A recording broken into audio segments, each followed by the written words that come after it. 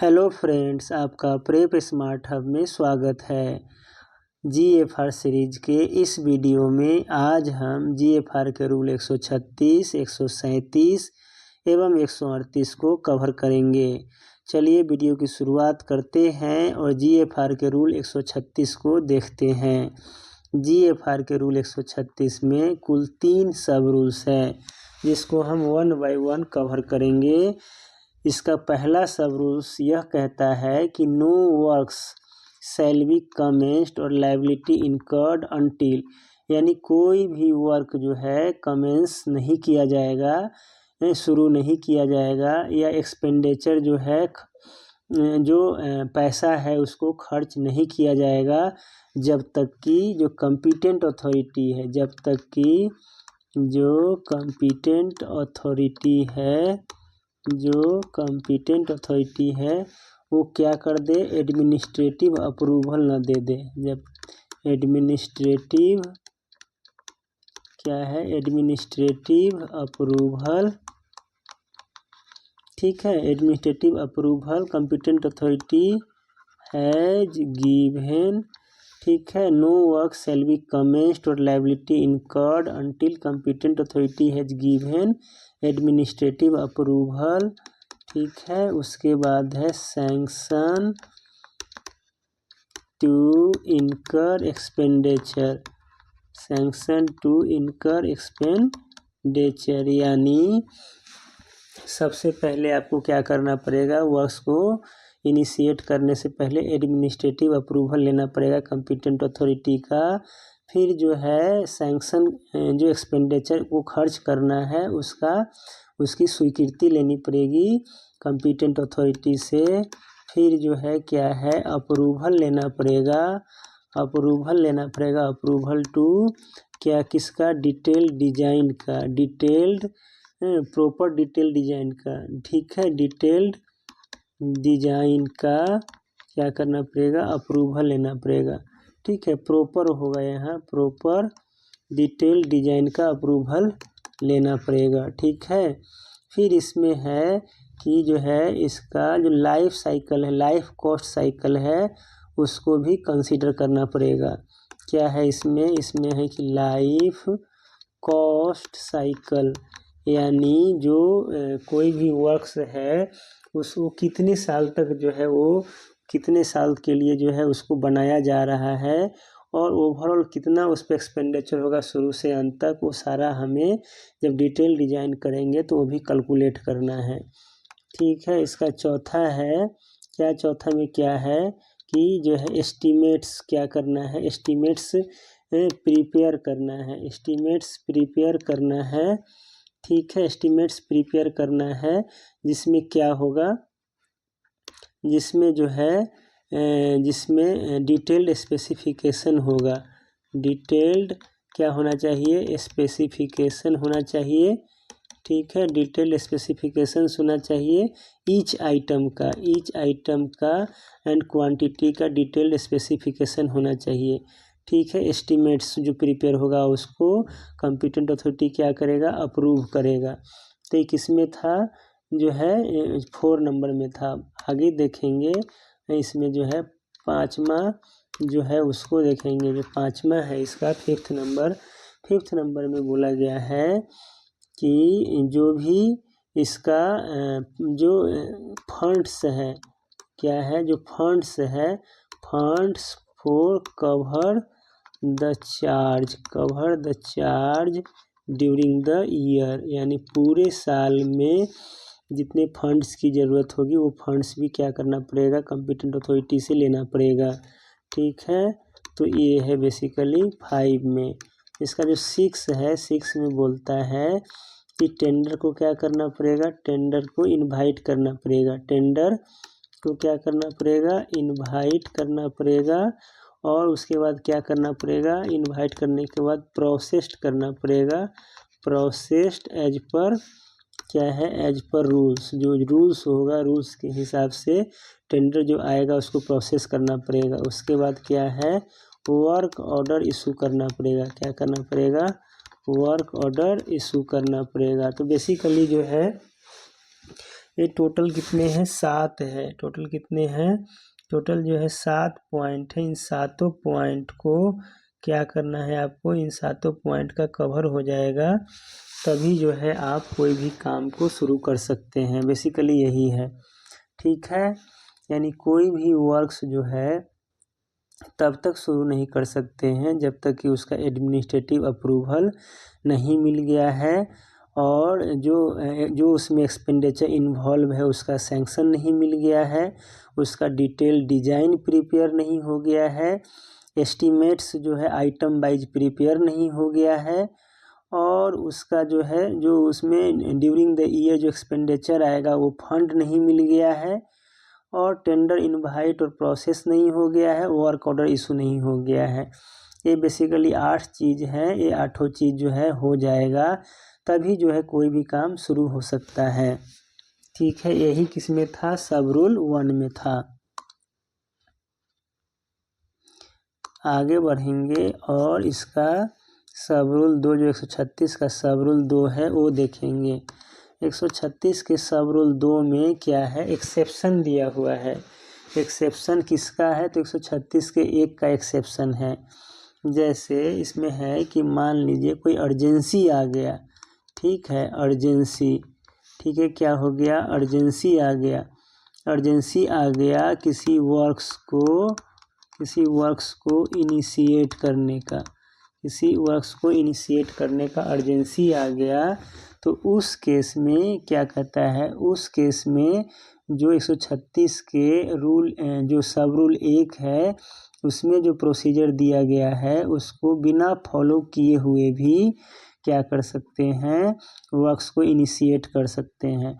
तो क्या है, अर्जेंसी आ गया वर्क्स इनिशिएट करने का तो क्या कर सकते हैं, वर्क्स को इनिशिएट कर सकते हैं, ठीक है। वर्क्स क्या हो सकता है, इनिशिएट, ठीक है, इनिशिएट कर सकते हैं, ठीक है, इनिशिएट कर सकते हैं।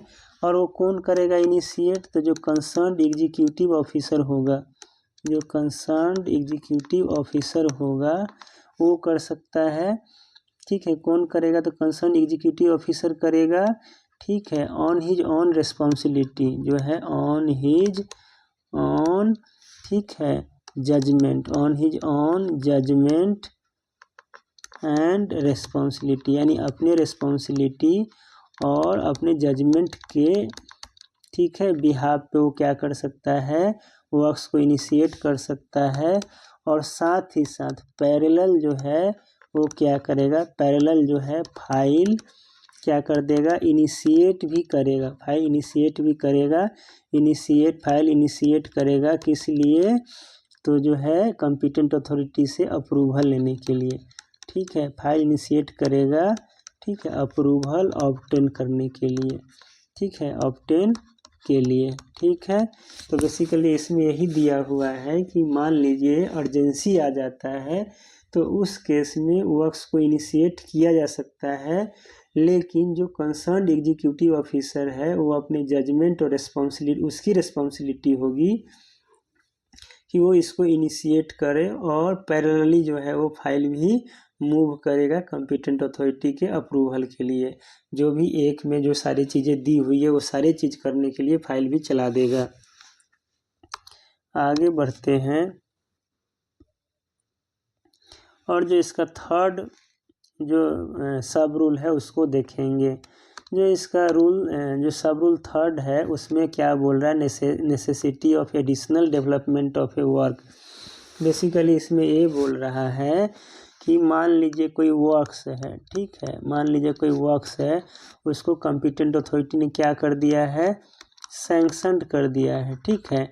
और सैंक्शन करने के बाद और वर्क्स जो है प्रोग्रेस है, ऑन गोइंग है, और क्या है, सैंक्शन कर दिया है और वर्क्स क्या है, ऑन गोइंग चल रहा है, क्या हो रहा है, ऑन गोइंग चल रहा है।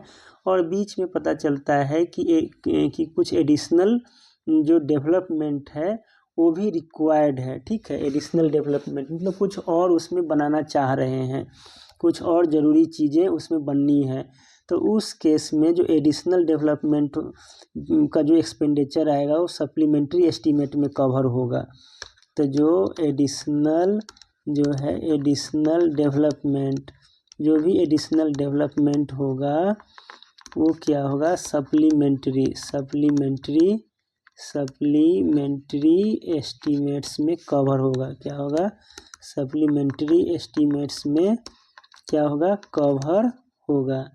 यानी क्या करना पड़ेगा, इसके लिए अलग से अप्रूवल लेना पड़ेगा। ठीक है, जो प्रायर जो सैंक्शन हो चुका है वर्क्स का उसमें नहीं आएगा, इसको अलग से अप्रूवल लेना पड़ेगा। यही 136 का थर्ड बोलता है। ठीक है, आगे हम देखते हैं अगला पॉइंट 137 नंबर अगला रूल्स है। ये वन वर्क्स है। बेसिकली इसमें क्या दिया हुआ है, बेसिकली इसमें दिया हुआ है कि जो प्रोजेक्ट होता है, कोई भी प्रोजेक्ट, वो क्या है, उसमें ग्रुप ऑफ वर्क्स होता है जो है, वो सारे जो ग्रुप ऑफ वर्क्स मिलके जो सैंक्शन के लिए जो है एक वर्क्स वन वर्क्स बन जाता है। ठीक है, तो बेसिकली यहाँ ये है कि फॉर द, ठीक है, क्या है, फॉर द पर्पज ऑफ क्या है, for the purpose of expenditure sanction, for the purpose of expenditure sanction. ठीक है, for the purpose of expenditure sanction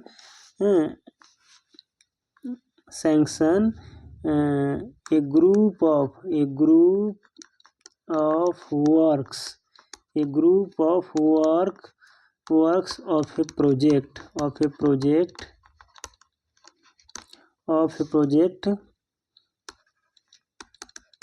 will be consider one work and requires approval of क्या होगा, higher authority. जो भी higher authority यानी जो competent authority होगा, इसके हायर अथॉरिटी और कॉम्पिटेंट अथॉरिटी। बेसिकली यहाँ वन वर्क्स का मतलब क्या है, वन वर्क्स का मतलब जो है एक्सपेंडिचर सैंक्शन और एडमिनिस्ट्रेटिव अप्रूवल के लिए जो है वन वर्क्स में क्या होगा, वन वर्क्स में ग्रुप ऑफ वर्क्स जो है क्या है, इंक्लूड है, और उसको एक ग्रुप ऑफ वर्क्स को एक वर्क्स मानते हुए क्या करना है, कॉम्पिटेंट अथॉरिटी का अप्रूवल लेना है। जैसे मान लीजिए एक प्रोजेक्ट है, एक प्रोजेक्ट में ग्रुप ऑफ वर्क्स इन्वॉल्व है। जैसे मान लीजिए कोई बिल्डिंग बनना है, तो बिल्डिंग बनने में जैसे उसमें प्लम्बिंग वर्क्स भी है, इलेक्ट्रिकल वर्क्स भी है, उसमें जो है लेबर का खर्चा भी है, सीमेंट है, बालू है, यानी मटेरियल का भी खर्च है। ठीक है, बहुत सारा उसमें खर्च है। तो ऐसा नहीं है कि जो है अलग अलग अप्रूवल ले, लोअर अथॉरिटी से अलग अलग अप्रूवल ले, नहीं। इन सब जो ग्रुप ऑफ वर्क्स है उसको प्रोजेक्ट के लिए एक ही वर्क माना जाएगा, और उसके लिए हायर अथॉरिटी का अप्रूवल लेना पड़ेगा, यानी जो उसके लिए कॉम्पिटेंट है। ठीक है, बेसिकली इसमें यही कहा गया है। ठीक है, आगे बढ़ते हैं और अगला रूल देखते हैं 138 नंबर। जो 138 नंबर रूल है उसको देखते हैं। तो ये क्या है, savings can not be utilise for additional works. 138 में बोला गया है कि मान लीजिए कोई वर्क्स है, उसके लिए कोई जैसे कोई वर्क्स था। ठीक है, वर्क्स के लिए क्या है, जो है जो भी है क्या हो गया, एक्सपेंडिचर सैंक्शन हुआ था। क्या हुआ था, एक्सपेंडिचर सैंक्शन हुआ था। ठीक है, अब क्या है, जो है वर्क्स कंप्लीट हो गया है। क्या है, वर्क्स अब क्या हो गया है, कंप्लीट हो गया है, कंप्लीटेड है वर्क्स, क्या है, कंप्लीटेड है, और जो है उसमें सेविंग्स कुछ पैसे बच गए हैं, सेविंग्स हुआ है। तो इस सेविंग्स को हम can not be utilised for any additional work. ठीक है, अपने मन से इसे कोई एडिशनल वर्क के लिए यूटिलाइज नहीं कर लेंगे। ठीक है, एडिशनल वर्क के लिए आपको अलग से सैंक्शन लेना पड़ेगा। बेसिकली इसमें वही कहा गया है कि कोई वर्क्स है जिसके लिए एक्सपेंडिचर सैंक्शन किया गया था, और वर्क्स के कंप्लीट हो जाने के बाद कुछ पैसे बच गए हैं तो अपने मन से एडिशनल वर्क्स नहीं कर लेंगे, उस पैसे को क्या करना पड़ेगा, हमें रिफंड करना, वो रिटर्न करना पड़ेगा। और एडिशनल वर्क्स कुछ करना चाहते हैं तो उसके लिए अलग से सैंक्शन लेना पड़ेगा। ठीक है, हमारा जो वीडियो है वो यहीं पे समाप्त होता है। आशा करते हैं आपको ये वीडियो अच्छा लगा होगा। वीडियो को देखने के लिए बहुत बहुत धन्यवाद।